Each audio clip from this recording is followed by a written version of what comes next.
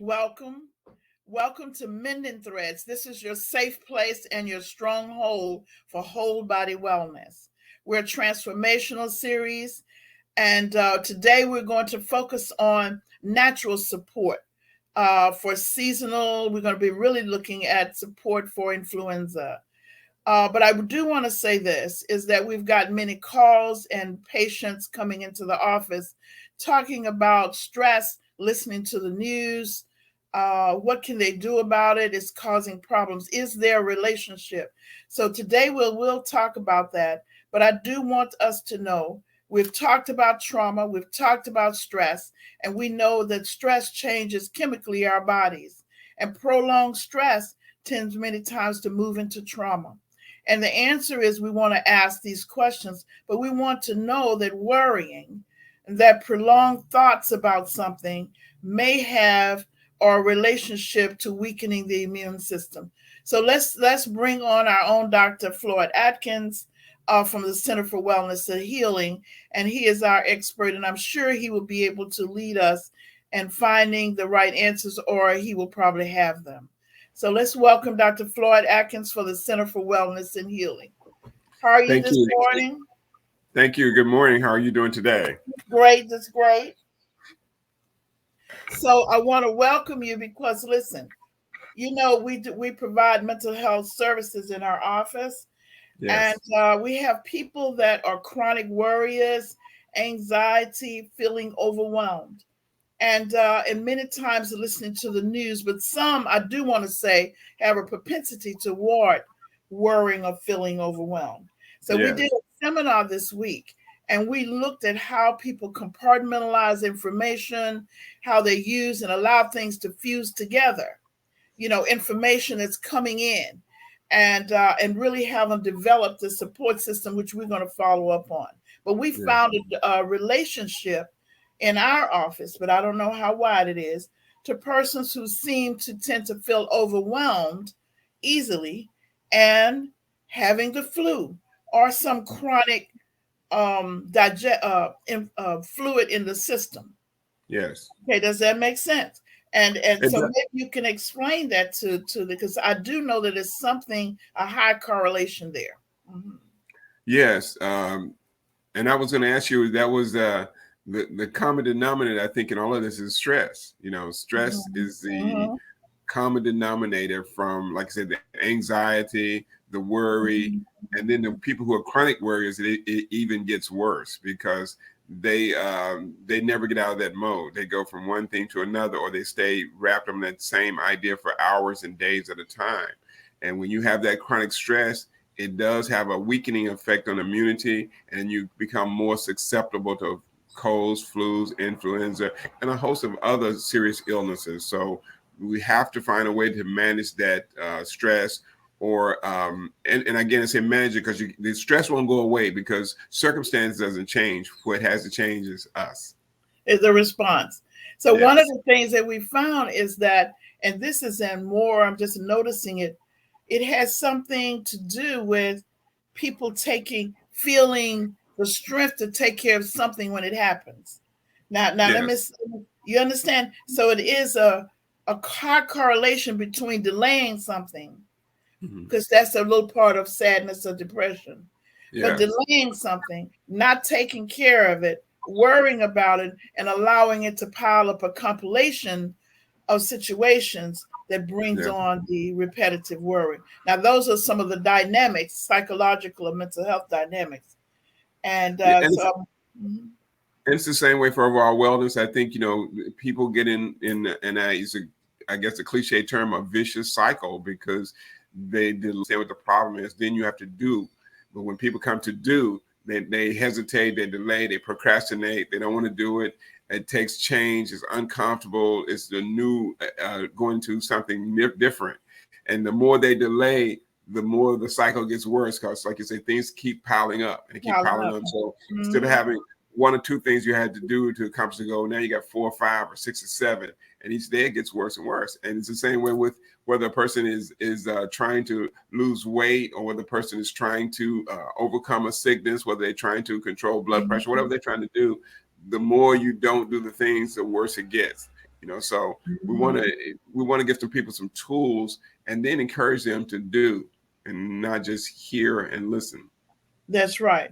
And I found that so we're trying a mental health coaching program to provide support. So Hmm. what we're finding is that people are generally initiating. We haven't done it long enough to find out, but we do know that with the support, people are beginning to initiate and sustain for a short period of time what it is that has been difficult. So I hope that talking to you today about this influenza and taking care of our immune system and blah blah blah, that's going to really, that we get a better idea of how to get mental health coaches to infuse this information, to see how Yes. they can use it.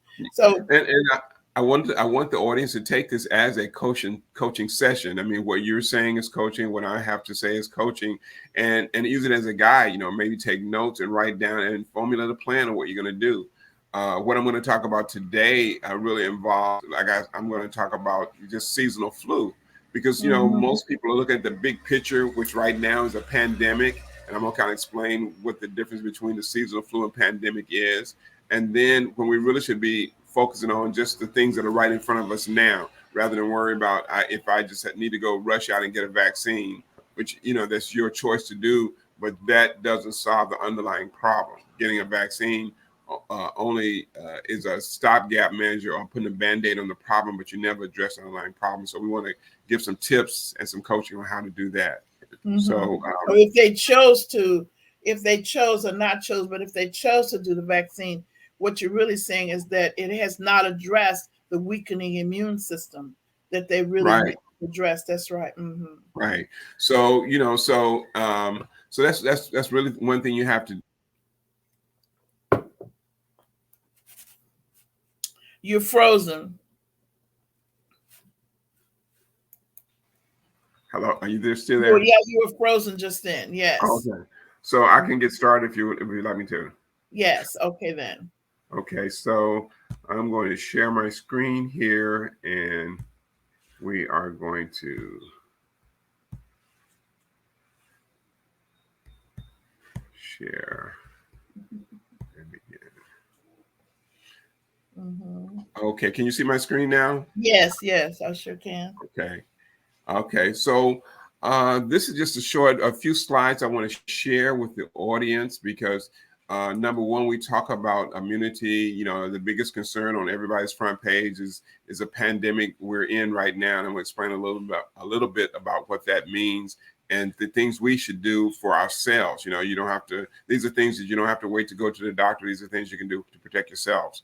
Now, before now, what was always important when it came to a virus was seasonal flu. And the seasonal flu means every season that there is a flu that comes through the United States or all over the world.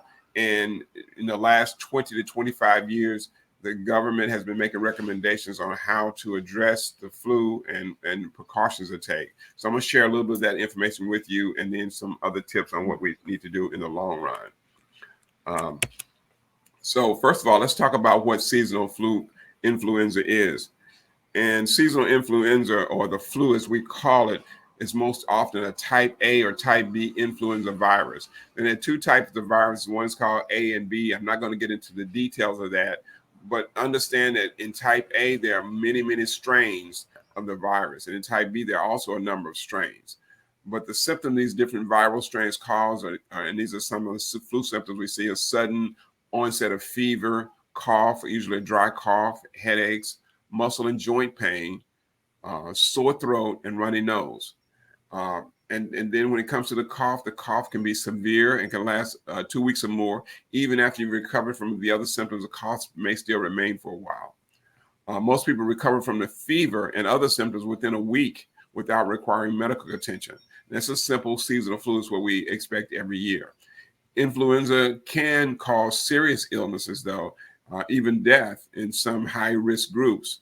What people have to realize also is just a normal flu season, there are anywhere from 40 to 60,000, sometimes 80,000 deaths from related to flu just during normal flu season. So every year from Mhm. 2010, 11, 12, there can be anywhere from 60, 40, 60, 80,000 deaths we see. That's a normal flu season. So flu does have a possibility for death, especially in high risk people. Seasonal epidemics. That epidemic is when the flu gets so bad it's kind of spreading rapidly. Occurs mainly during the winter months from October to March. So we're in the end of October now. So now is the time to prepare in the northern hemisphere, and in the southern hemisphere is from April to September. That's below the equator in the South America, and then it's in the tropics and subtropical regions, which is the Caribbean and other places. And I wasn't aware of this, that flu season actually happens all year round. It doesn't really go away. So uh, so in that instance, it's not really a season. It's there all the time. So that's good information we should know. Now, in 2009 and 2010, the first flu pandemic in more than 40 years, which was a swine flu, which was an infection caused by a type A virus. Now, and I said before 2010, we hadn't had an epidemic since about 1980, 1978. And I think that was a bird flu at that time. But the swine flu is what we had in 2010. And most people didn't realize it was actually a pandemic. That means when a certain population, a portion of the population becomes sick and it's moving so rapidly, they call it a pandemic, not an epidemic. You have a regular seasonal flu, then you can have an epidemic, then you have a pandemic. And so now we're in a second pandemic of this century. We had 2009, 2010, and now 2020. Here we are again at a second pandemic. And before that, the pandemic before that was 40 years. And previous to 2080 was a pandemic, was in 1950s and then 1920s. So, Dr. Atkins, may I ask Yes, a question here? sure. So then, since we're having it every so many years or 40 years or whatever, Hmm. has there been any research to show why we're getting it? Is it the population? Is it the temperature, the storms bringing in certain thing? What have you read anything or anything published or identified as why every 40 years or every so many years this is happening? Well, and that's one of my frustrations because no one really addresses that issue. I have my own theories and summations about the hypothesis. I'm going to share that. But what I'm saying is in 1918, 1920, there was a real major pandemic then that people know about. Then in the 50s, it was worse, which is 30 years later. Then again in the 80s, which is 30 years later. And then from the 80s to 2010, that's 40 years. So about every 30 to 40 years, we were seeing flu viruses so bad that it actually spread around the world called a pandemic. But now we see one in 10 years from 2010 to actually 2019 when it really started. So around exactly 10 years. So now it's coming more rapidly. So what I conclude from that is that it's not so much that the virus is stronger or more fierce or is spreading from someplace else. Viruses are always here, always everywhere, pretty much. But it's the population so for some reason, our population is not able to fend off these viruses as they were many, many years ago. And so that, not only does it become a pandemic in a shorter period of time, but also it, kills more people because we're not able to sustain viruses that our bodies could sustain years ago. And it goes back to, I think, back to diet, nutrition, exercise, lifestyle, the way we live, the way we eat. There are a lot of researchers who kind of tie this into our food sources when we talk about genetically modified food and genetically engineered food and processed food and chemicals in our food. They think that weakens the immune system to where our immune system cannot even protect us from a simple virus. And all of these are simple viruses that have been around and don't necessarily have to make you sick, because seasonal flu viruses are the same viruses that cause pandemics. And just read this next statement, it kind of clarifies that. It says this pandemic, the swine flu, it was a new flu virus known as the H1N1. And I know people may remember that term. And it was an influ virus that was a combination of the swine flu, a swine virus, an avian, a bird virus, and a human genome that mixed together in pigs and spread to humans. And that was curious to me, but I know viruses can spread all kind of way, but you had a pig, a bird, and a human genome come together in and then it spread to humans. So what we have now with the new virus that they said it came from animals, they have all these sources to come from. But when I see new virus that weren't there before, it raises a radar at me of how did that get into the environmental mix. Can I share something with you that I read something in the American Scientist Journal. I was reading through something. Actually, it was a note of something, but it was on the brains, the big bird brains or something it had, and then I Yeah, was looking at that. But yeah, I ran across something that made me think: could it be that what you mentioned, that our dietary we've changed and we have so many chemicals in our food that actually when we discard from our bodies and discard the items, leftover items and trash and whatever, that this is back into the environment, and yes, that the temperature and environment, that this is really messed, the changes in the temperature and also what we're discarding, as yeah, well as the immune system, are running a cycle with each other. yes. I mean, Cycling is, mm-hmm. yeah, you're absolutely right. It is, and the term I use for that is called multifactorial. There are Yes. multiple factors that cause this, and they're all kind of converging together for the perfect storm of sickness and disease. Because yes, number one, we're doing more processed food.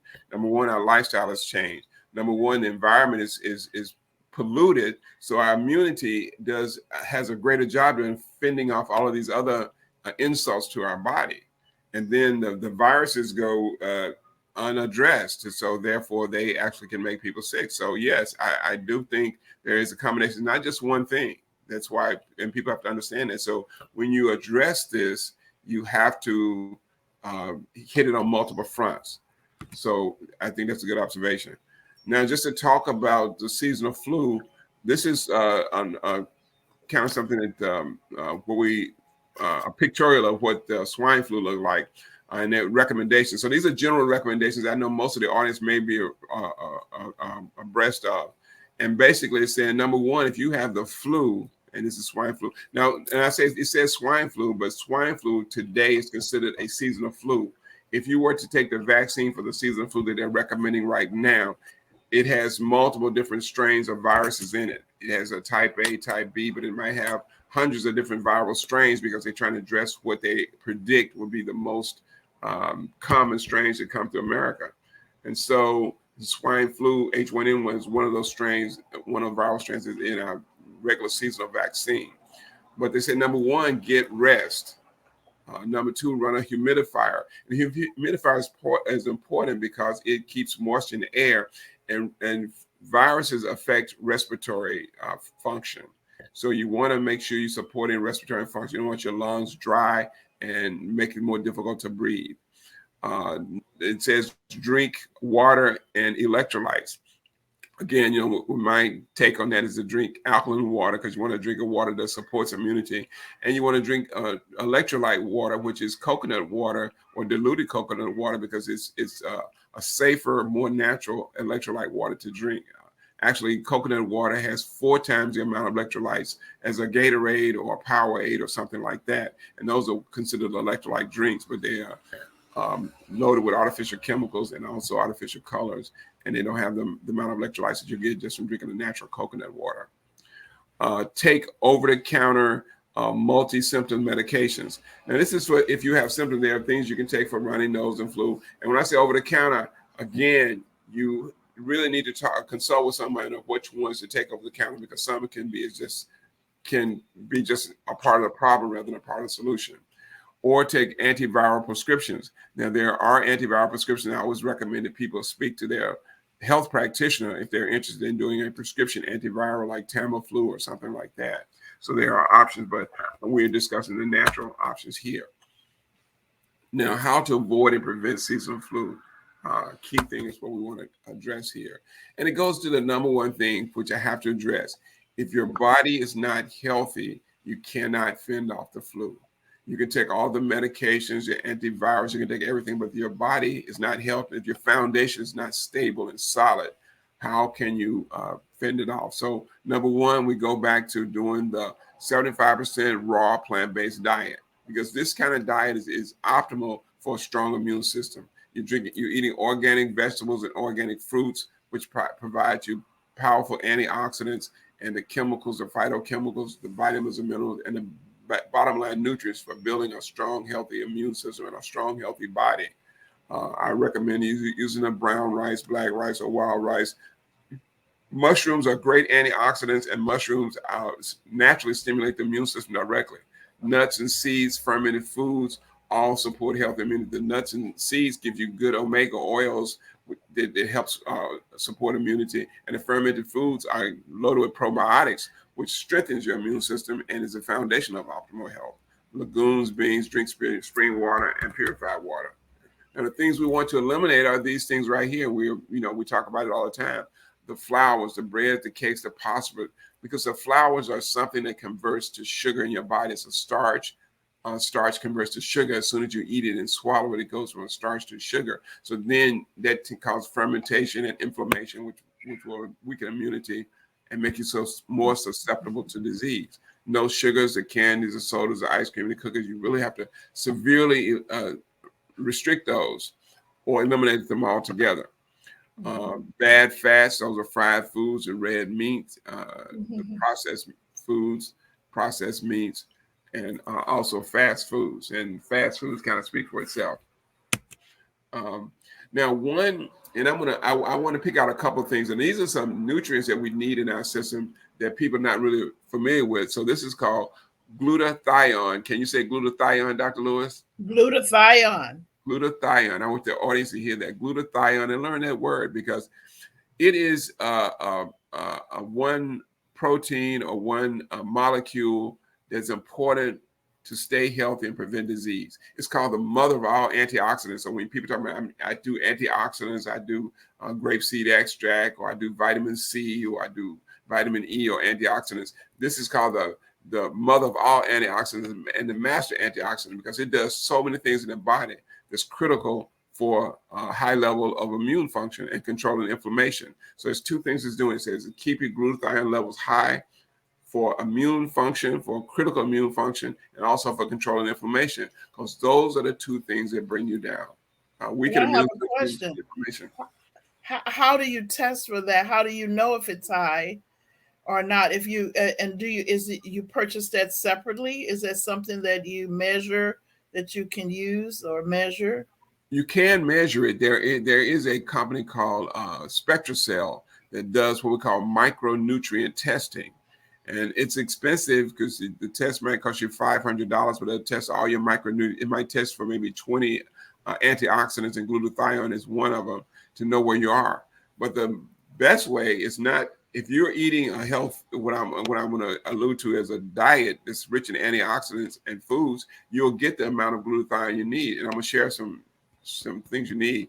Glutathione is the main antioxidant for the body that's responsible for protecting your cells and for energy metabolism, for giving efficient energy so your body can function every day. So it keeps the fatigue down. So when people are having fatigue issues, I would suspect that glutathione levels are low.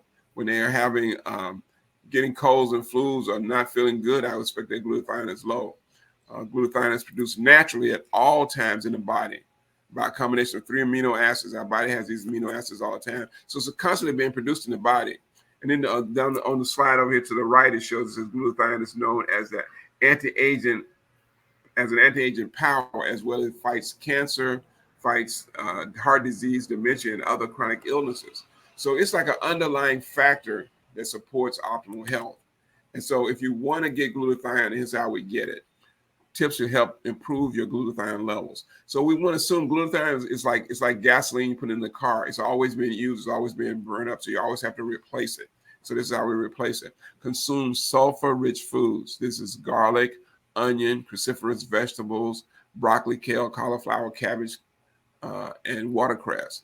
So if you're eating those sulfur-rich foods, you're getting glutathione levels, and you want to make that a part of your daily meal. So if you go a day and you don't have any of these leafy green vegetables or the garlic or onions, then you it's like not drinking water that day. It's not like getting the level of glutathione you need to keep your body strong. Exercise boosts glutathione. Now, it's just by exercise, by taking your daily walk, doing your 30 minutes to an hour of exercise every day, boost your glutathione levels. We know that exercise is fundamental in having a healthy immune system. It improves detoxification. It helps your antioxidants work better.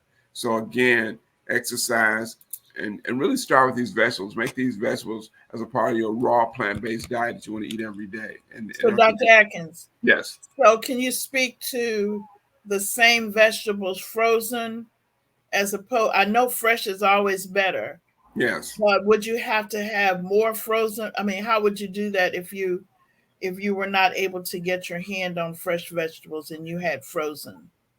Well, frozen would be probably the second choice because even with freezing, you get the vegetables straight out of the field the way they do it here. They get the vegetables straight out of the field and they freeze it, so you can capture a lot of the capture and preserve a lot of the nutrient value in the food that way. Um, I would choose that number two. But usually when you freeze vegetables, you have to thaw them out and cook them. I mean, you have to thaw them out and cook them some way, so you don't get the benefit of having them raw. You know, it's not quite as good as when you freeze them and then you try to eat them raw after that. But that would be the second step if a person couldn't get raw live food. They would do frozen. Mm-hmm. Cans and other ways that foods are processed. You just diminish the nutrient value down to nothing. So you want to go with the fresh first. You want to go with the raw. Then if that's not an option for you, at least uh, you can do the frozen, but still try to get some live vegetables in there, whether it's something like an avocado or whether it's a salad. Yeah, if you can't use the other ones, but Mm-hmm. yeah, but broccoli still maintains its nutrient value even if it's frozen. Mm-hmm. Mm-hmm. Then there's a few other things that just add to your diet that people need to know about. They may not know about it, but I want the audience to kind of look those up at their own advantage. It's called N-acetylcysteine or NAC. What it does is help produce glutathione, because this slide right here is all about producing more glutathione. Because we can take care of that, we will eliminate a whole host of problems. Alpha lipoic acid enhances glutathione and increases circulation. Vitamin B12, B6, folate, they all help recycle glutathione. So when glutathione is doing its task to detoxify our body as an antioxidant, well, taking a vitamin B6 or B12 kind of replenishes the glutathione and makes it work all over again. It's like having a refurbished car or I don't want to call it used car. They call it what they call the new cars, but they a pre-owned car. It's like having something Yes. you can refurbish and use again, and that's important. Selenium is a mineral, and it also helps produces and recycles glutathione. So the same glutathione you have will work 2 to 3 times more, as well as vitamin C and vitamin E helps recycle glutathione. Milk thistle helps boost the glutathione levels in the kidney. In the liver, because that's where a lot of glutathione is converted to glutathione. A lot of the nutrients. Now I'm gonna have to give But this disclaimer here. sometimes I would like for you to go over that again. You Yes. know, because okay, so that they have different things that they have here. Mm-hmm. Um let me see. You mentioned some things there. So how would you go to the store to ask for those things like psyllium, um, milk? This are you asking for exactly that at the drugstore, or do you just go to Whole Foods and ask for it, or it? How do you handle that? See, like Okay. in acetyl Cysteine.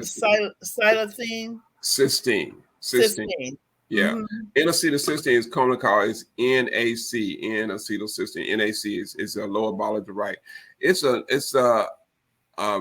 nutritional supplement. Yeah, you can get that at the health food store. It's no special requirements. I'm always recommending when people get anything, they consult with their practitioner, because if they do have underlying health challenges or allergies, they need to know about that.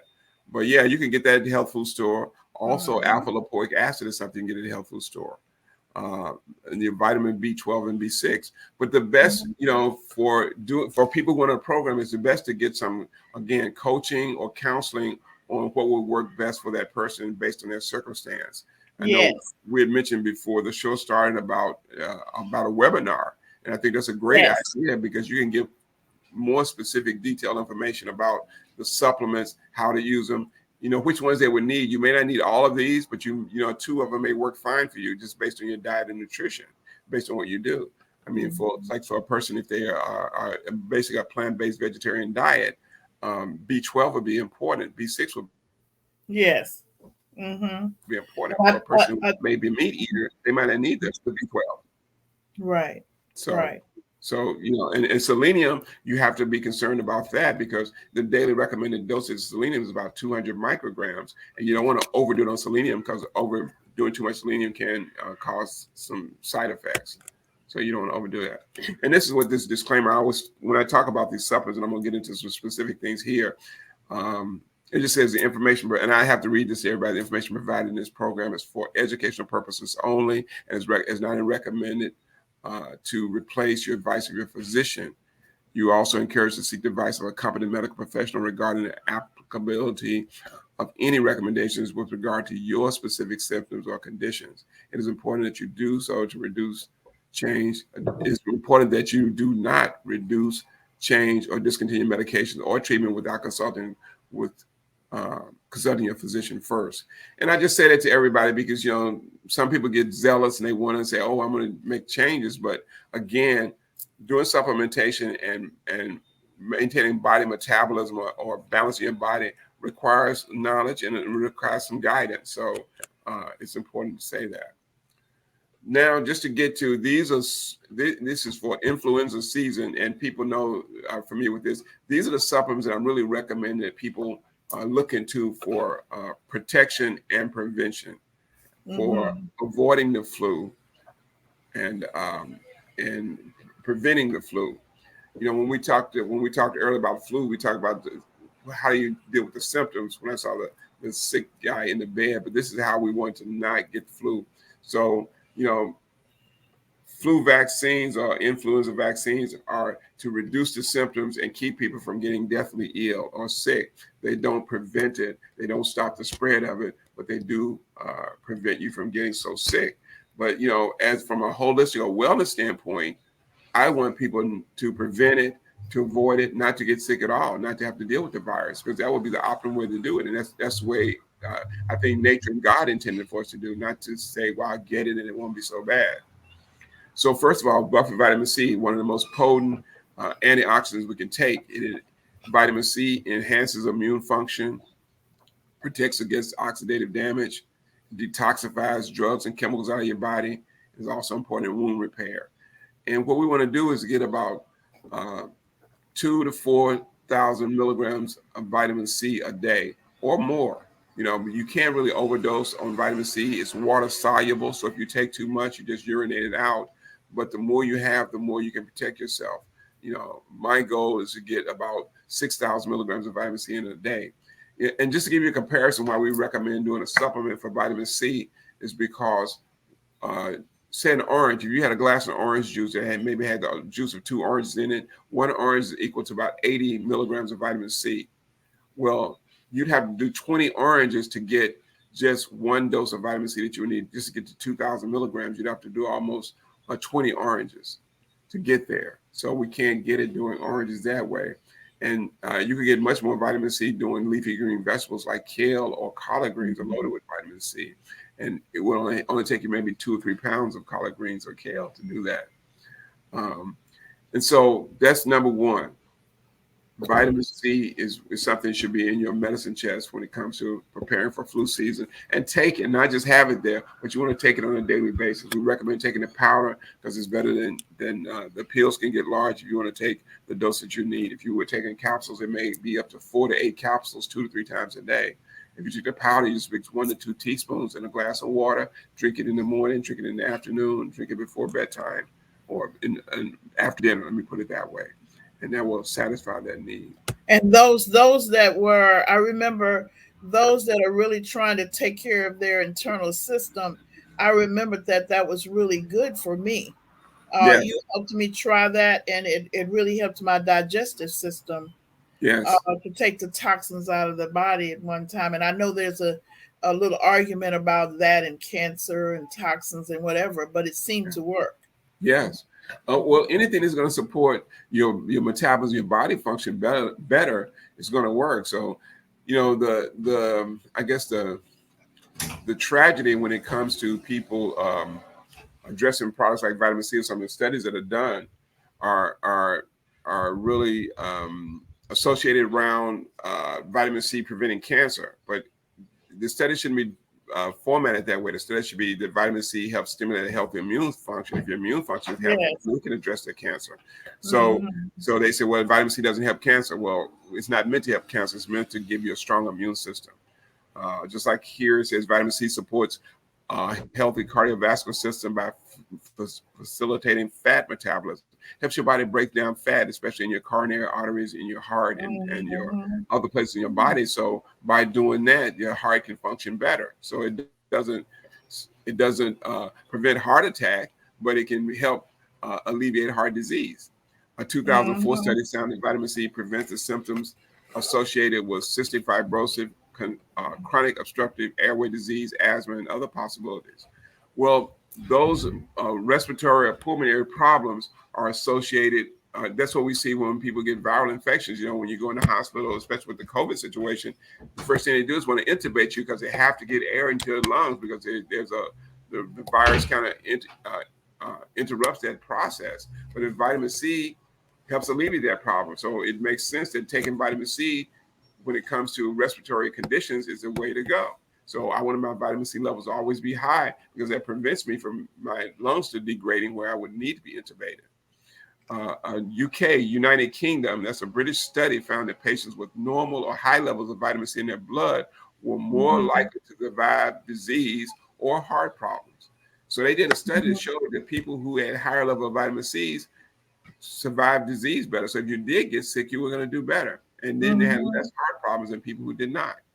A 1992 study showed that people with high level of C's tend to live 6 years longer than people with low level of vitamin C's. So vitamin C. So it shows you again that vitamin C has a benefit in extending your life by keeping your cells and your body functioning much longer and much more efficiently. Death is caused by a breakdown of our metabolic systems, not so much by the disease. The disease occurs when our systems break down. If we maintain healthy systems and we don't break down, and we're less likely to get disease.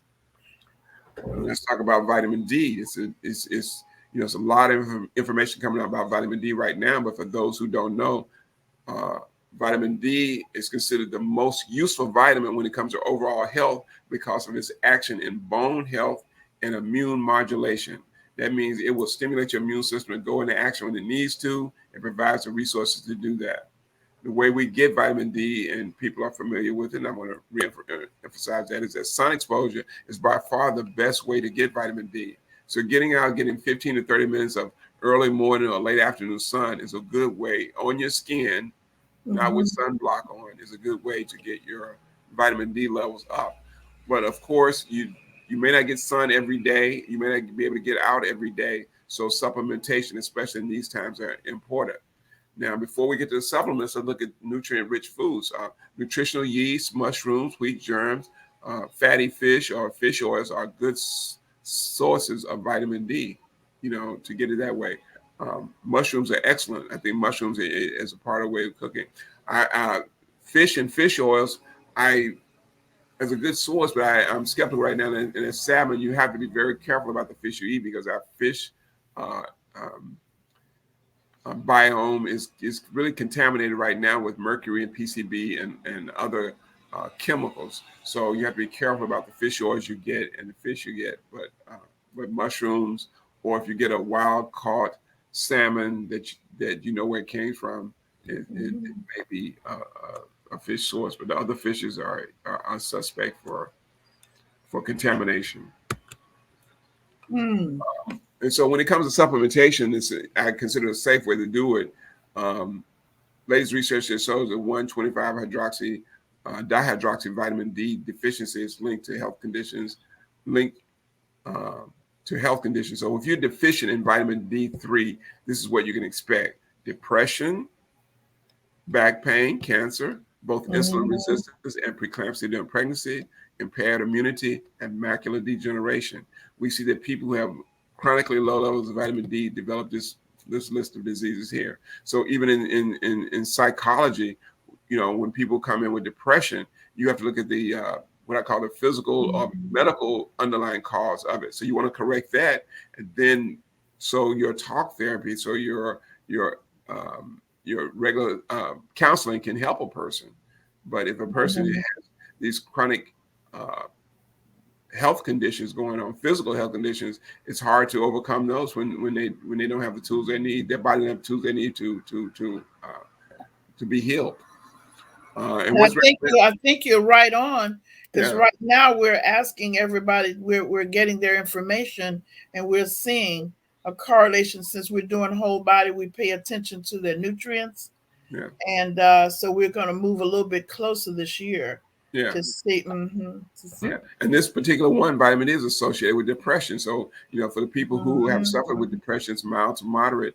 You want to start off with your nutrition again, and Mhm. that way you give yourself the best chances to recover. I think people can recover from Right. everything, Mhm. if they have the answers and know what to do. Again, normal ranges for vitamin D levels. When you go to the doctor, you have your blood drawn. They draw a blood level called your vitamin D 25 OH hydroxy, and that level should be the normal range is between 30 and 100. Our target range for a healthy person is between 60 to 80. If you're 60 to 80, it reduces your risk of so many different problems. They just came out a research study that showed that people who have a 70 or higher have a 75% less chance of even contracting the COVID virus or even being hospitalized. What we see Mhm. in reality is that most people who do this test, their vitamin D levels are in the 20s and 30s. About 80% of the population of vitamin D is probably within the 20s and 30s. You rarely see people higher than 50, unless they are really supplementing or they live in Mhm. an environment that they get sun throughout the day. Um, There's some of the other antiviral. Now, antivirals mean these are products that actually kill viruses. If we get faced with a virus, the way you want to address that is to kill the virus. If you can kill the virus, and you eliminate the problem. You know, you can do other things, but my number one line of defense from a natural standpoint is you have to eliminate the insult, and so the insult is virus. So Advantage Liquid Concentrate is one that we recommend. It's a grapefruit seed extract, and it has also a jasmine tea and green tea extract also. And all those three extracts are very important in killing strep, salmonella, E. coli, staph, candida, herpes, influenza, cholera, parasites, and fungus. They represent a product that really addresses all these insults that would be an impediment to us. Um, it is even effective against over 800 different bacterial and viral strains. So if you have a different strain from what was out there, you have a better shot at eliminating the product by doing that. Um, So is this something that a person would use daily, or is this something that they just do a couple of times a week, or what is this? this is something, especially during flu season, that you want to use daily. I would recommend using it daily. Just a minute.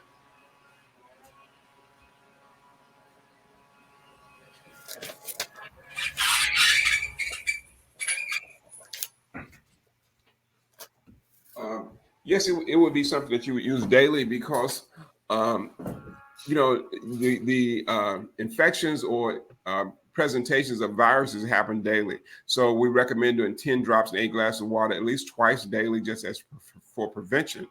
And if you have an exposure to someone who may have the flu, or you've been in elevators, or you've been in a room full of people, closed quarters, Mhm. then you want to make sure you're doing it 3 times a day. You can, and what I recommend is I just squeeze lemon juice and water, and add 10 drops of that, and do that 3 times a day.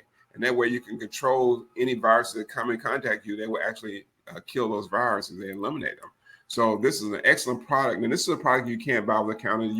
You can contact your office or contact my office, and we can see if I can get that product to them. But it's something Right. that's an all natural substance, and it really works as an antiviral. Another antiviral I think is most important is olive leaf extract. Olive leaf extract is a natural antimicrobial that's effective against viruses, bacteria, fungal parasites. It has the ability to disrupt the reproductive cycle of a virus. That means if you have olive leaf extract in you, that when the viruses come inside your body, it will stop them from multiplying or reproducing.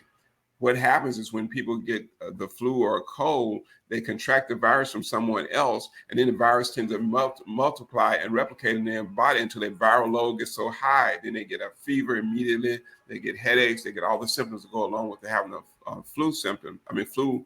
Uh, um, you're having flu symptoms or having the flu.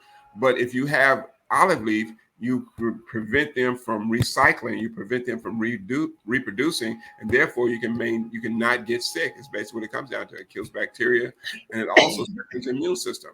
So cooking, eating with olive oil is good, but the extract comes out of the leaves and the fruit of the olive. So it has a benefit. This particular product, I like it, called Professional Solutions, which is usually you can't buy that over the counter either.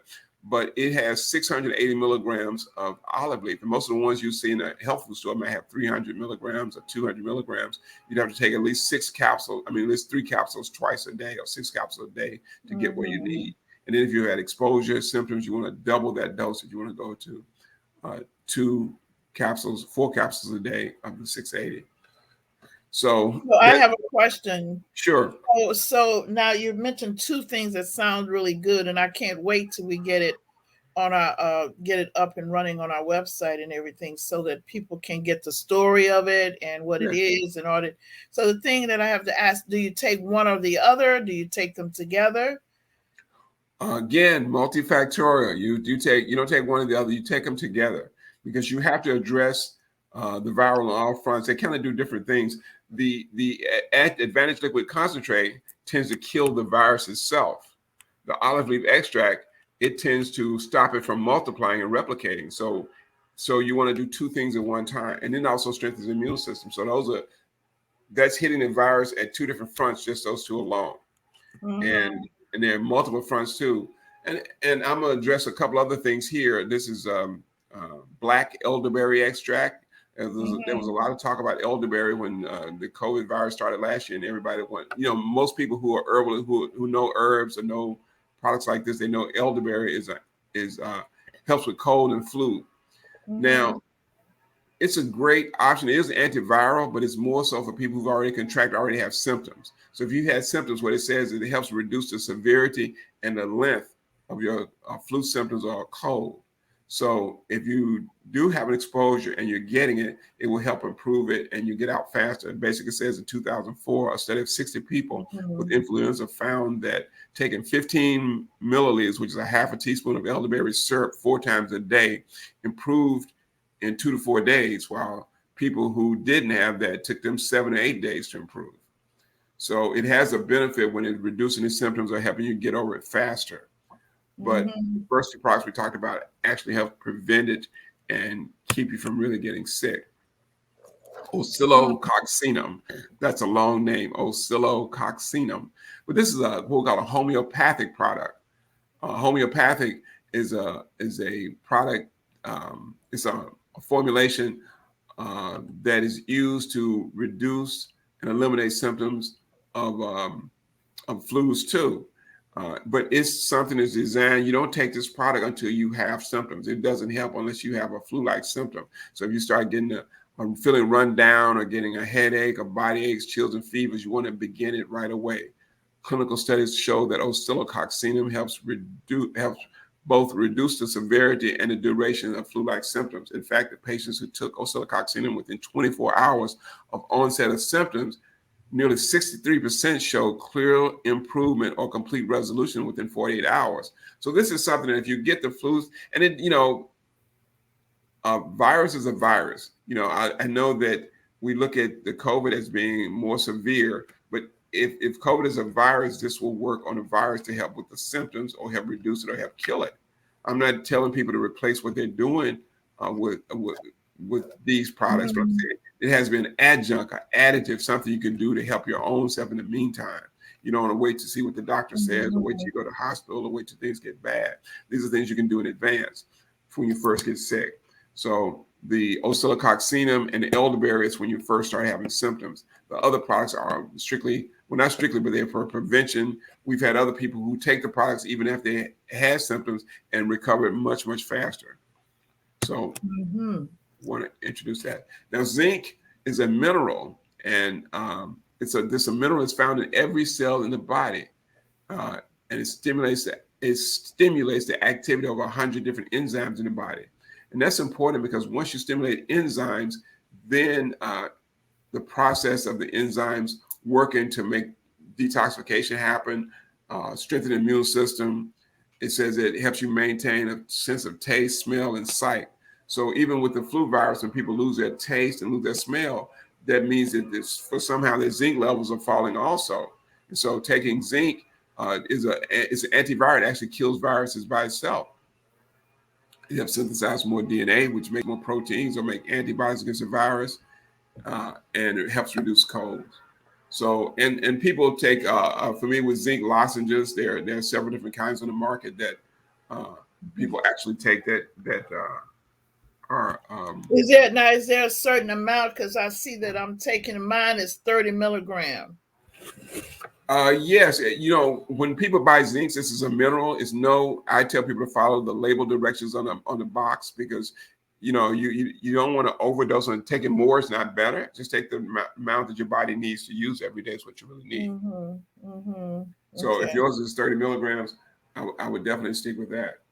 Okay. Zeolite is a powder here that we take. It's a natural antiviral. It actually traps viruses, and it blocks viruses from forming in your body. So people who have viral infections or want to prevent viral infections, taking zeolite, it's like a line of defense when people are sick or about to get sick or I know they had exposure. And I can talk about more than in the future. It's a lot of details, but it's used for many different things, but it binds toxins, it traps free radicals, and is very good for, it says there, for mental clarity and well-being, helping people think Mm-hmm. clearly, because if it clears toxins and free radicals out of your brain, then you can really function much better. And then actually, I heard that it was even good. Well, somebody mentioned it. I don't know if you did, that it was good when you have onset of disease or something like that, like cancer or whatever. absolutely. I mean, it's Mhm. been shown that to be effective in cancer prevention. Okay, that's very good. And and so lastly here, we talked about this in the past, but and you mentioned it too. This is kind of the antiviral protocol which we put together of things when you say, well, do people take one or the other? This is a regimen that people should have during flu season. They have the advanced liquid concentrate, they have the olive leaf, they make sure they're taking the vitamin D, the buffer vitamin C has to be there, and the zeolite as a final backup.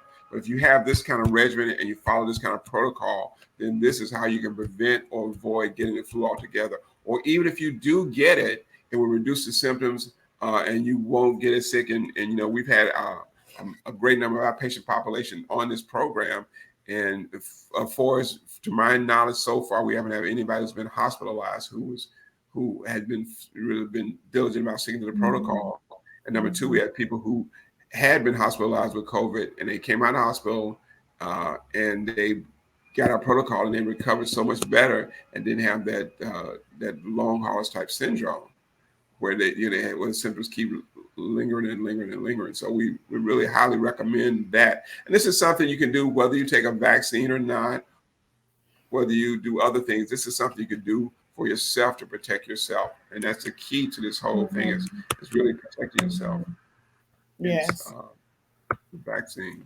Oh, this is very, very good.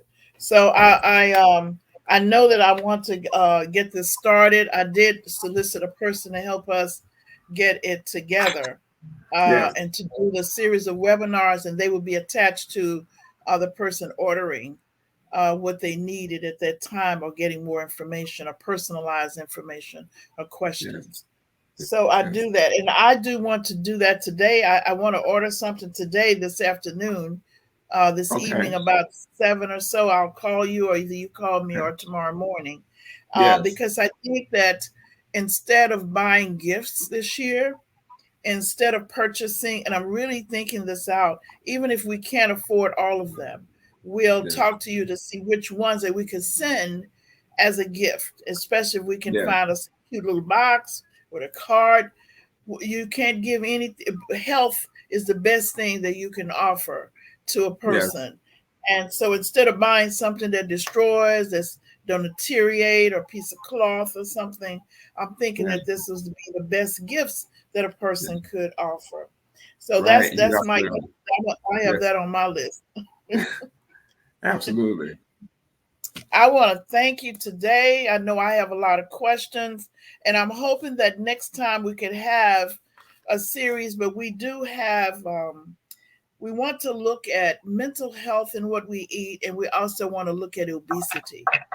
So on Yes. Saturday at the second Saturday, we actually monitor, we look at food prep and things like that. So we are getting, again, because the holidays are coming, to look at if we could get a routine of what to eat and what to take, like home products. Yeah.